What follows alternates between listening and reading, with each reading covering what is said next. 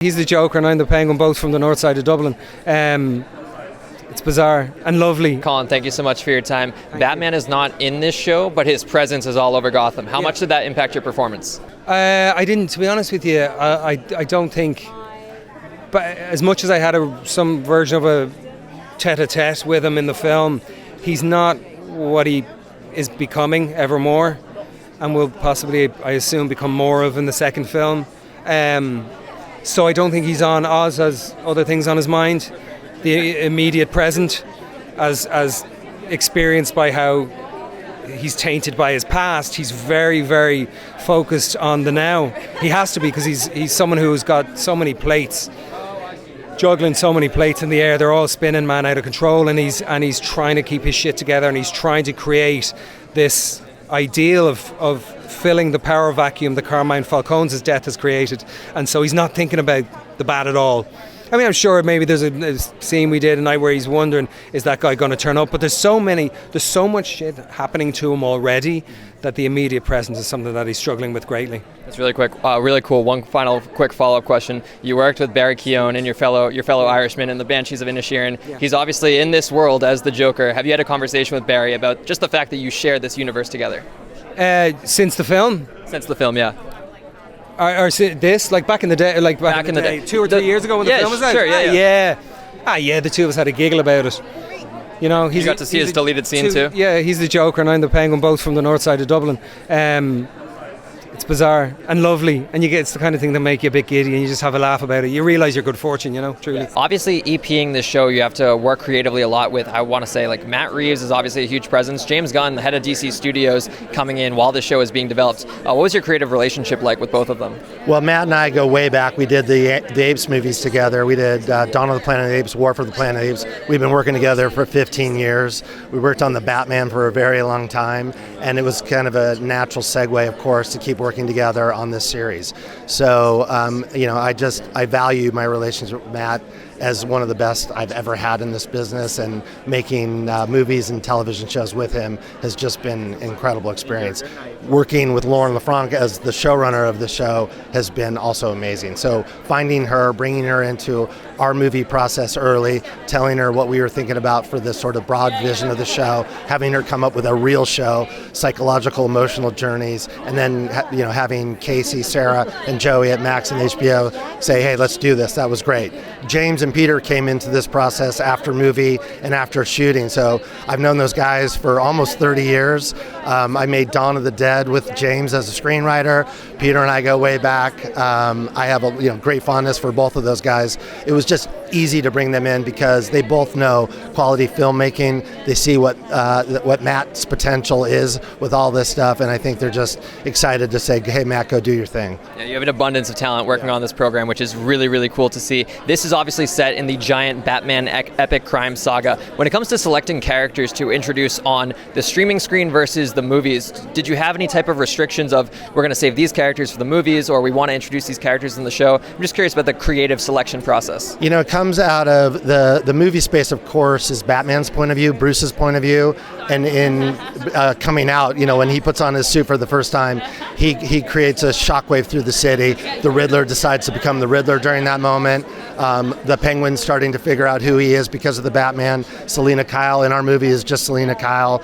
We know she's going to become the Catwoman at some point. So once we figured out that we really wanted to focus on Batman in the movie space, the streaming cable space was no-brainer for some of the bigger characters. Casey was the first person that said, I need a marquee character. And Matt said, hey, I have this really good idea for Colin for the second movie. And Casey said, I want that. You can't just have these characters be in the movie space. So it was a natural transition that way. And I think we have some great ideas to explore more characters from our movie space to do this same thing with Casey and Sarah. Yeah, we're really looking forward to more shows. That could be really cool down the line. One final question for you. Obviously, the Batman is not in this show specifically, but it's Gotham. His presence is there. How much did that impact certain scenes, certain performances when it came to just kind of feeling like he's there, even though we don't see him on screen? I think the specter of Batman is always present in this city, but really this show was meant to go deep emotionally into Oz and Sophia, Vic, and Francis. And,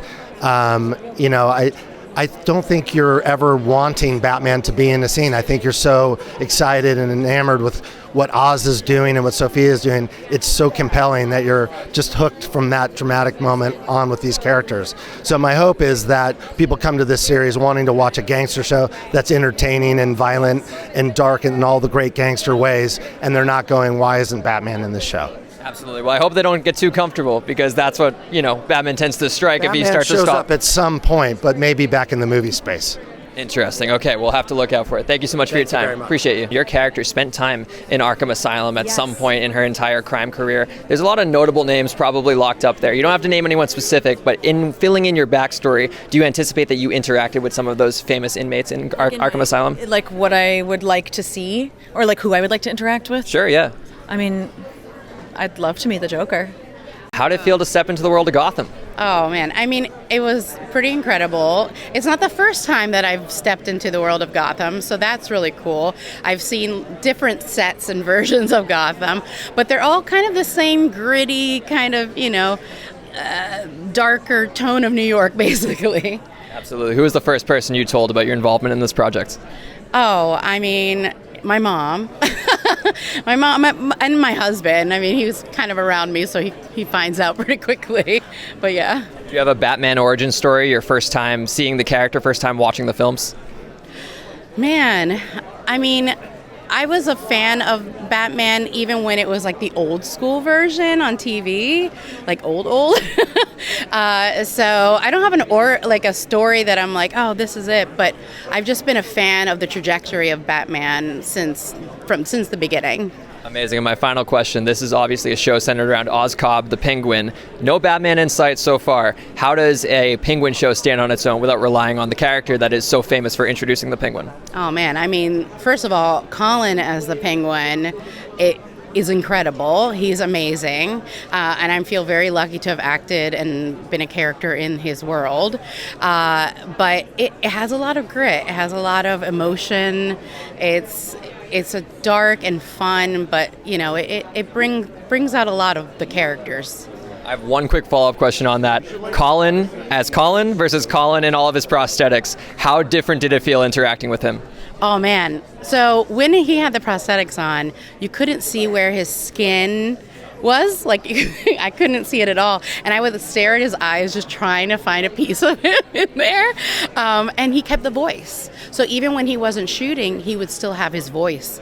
So you were pretty much talking to the Penguin the whole time. Wow, I'm scared already. I'm excited to see the show. Thank you so much for your time. Really appreciate it. Yes, no problem. I'm curious, your character obviously has a huge relationship with Oscorp throughout this show, and he is kind of classified as a shapeshifter, a swindler. What qualities, maybe some of the better qualities, does your character bring out in him? Ooh, good question. I think, and this was actually very important to Colin, that my character is the one person that he can have a certain amount of vulnerability with. And I think you do see that from time to time. And it guided some of my choices in certain scenes where I could have gone one way, but I knew that was really important for Colin, that this would be the only place, the only relationship in the whole show that he'd get to show that sort of more tender side. And so it doesn't come up often, but I still give him a bit of a hard time. But that's one of the things that I think that Eve brings to Oz. Very cool. Colin, obviously, in the prosthetics is a completely different person. When you're interacting with him and building that creative relationship, does anything change when you're talking to Colin, the actor, versus Colin in all the prosthetics? I mean, yeah, he encourages it, actually, in the sense that, he wants you to believe that you're now talking to Oz. He wants you to feel like you're in his presence. And, he's not... Well, I can't speak for him. I don't know if he's method, but he can shift in and out of, on set, but he's very generous in being Oz as much as you need him to be Oz. So yeah, I think it was very helpful that he's always in the app. He's always in the costume. He never takes it off. He's always sort of doing the walk. You're always reminded that you're playing opposite somebody that's really immersing themselves in this character fully, and that brings out the same in you to try and match that. Congrats on the success of this show. You play young Francis, and Deirdre is obviously playing Francis in the main timeline. What was your creative relationship like with her?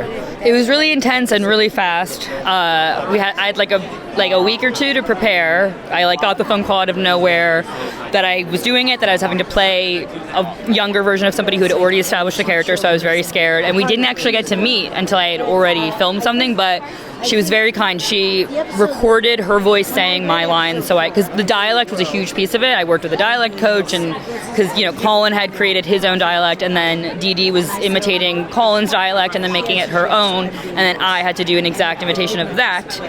So she recorded her lines so I could hear her voice. They sent me some footage of her. I got fake teeth made for my teeth to look more like her. So I was feeling her. She sent me beautiful flowers before I started. She was a really sweet woman. But yeah, I never met her until we were on set, and I'd already done my best to imitate her. Wow. One final question for you. Obviously, you are in flashback sequences, and if I'm doing my math correctly, that's way before the Batman even comes into picture. Yeah. How does Gotham feel without the Batman presence anywhere near to be felt? I mean, it feels like 1970s New York. I get, rough, tough, but I grew up in New York. My character, she doesn't give a shit. She's not scared. So it was scary and tough and rough around the edges, but I think young Francis is right at home there. I think she's a product of that environment. She loves it. So you directed, obviously, episodes 4 and 5 in this massive world, the Batman epic crime saga. And if there's anything, I saw the first episode. I haven't seen your episodes yet. If there's anything I know about the Batman world, it's that cinematography and score are as much of characters as the characters themselves. How much did that impact your episodes? Well, I had a great cinematographer in Jonathan Freeman, and we worked brilliantly together. We were great partners. The score, I was part of choosing a piece of music. It was my choice. It was in my director's cut for the montage at the end of 4. The score is a whole other deal, and I only heard it complete recently, and I think it's great. But I'll tell you what else is huge is the wardrobe and the production design. And Kalina created worlds for us to play in, and the fabulous art department. And these worlds were great to shoot. She has a really good eye and everything like that. And Helen Huang, who I worked with on Station 11 also, and she won the Emmy for Beef last year and stuff. She's brilliant. A wardrobe designer, and she knocked it out of the park, and all of those things. But that's the great thing about filmmaking is it's a collaborative art, and we make it together, and we all make it better for each other, and we inspire each other, and we play with each other. It's really kind of fabulous. Yeah, it seems like you have an A-list creative team on this project, which is really, really cool to hear. Oh, and who I forgot is my editor. Meg is a great, great editor, Meg Whittaker, and she's just, Editors make or break projects. They are unsung heroes. I've spoken to my fair share from a lot of comic book properties too, and they add that extra flavor. They're the ones who deliver the final cut ultimately. One final question for you. You're stepping into a world that was first created by Matt Reeves, and he's obviously executive producing this show. What was your creative relationship like with Matt? Quiet and gentle, and really easy. I was flattered. At one point, he asked me to, because in one, when there's a dolly into Oz when he's standing with the window, that's from the Batman, right? That's it. And he asked me to shoot his eyes to complement it, because Craig was not in town, and I figured highest praise.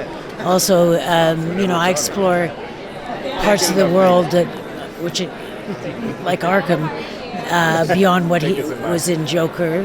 I'm not Joker, sorry, the Batman. We talked about that.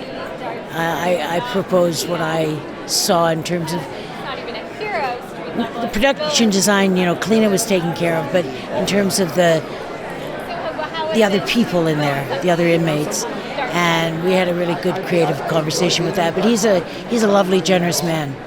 He's a genius too, so it's really cool that he was that gentle. That's awesome to hear. Really looking forward to your episodes. Congrats on this series. I'd love to know your Batman origin story, your first exposure to the character. TV, film, comics, what's your origin? Well, first I need an Apple box.